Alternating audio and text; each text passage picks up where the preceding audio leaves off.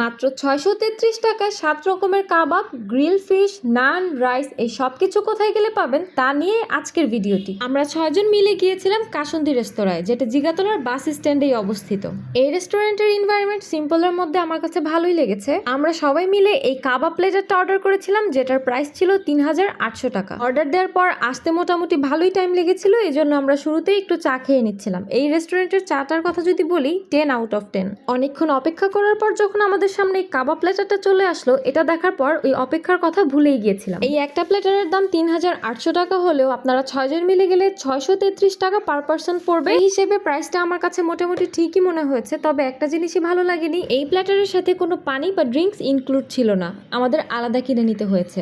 প্রতিটা কাবাবের টেস্টই অসাধারণ লেগেছে। তবে আমরা ৬ জন মিলেও পুরোটা প্লেটার শেষ করতে পারিনি, শেষমেশ রাইস আর গ্রিল ফিশটা বাসায় নিয়ে আসতে হয়েছিল। আজকের ভিডিও এই পর্যন্তই। আল্লাহ হাফেজ।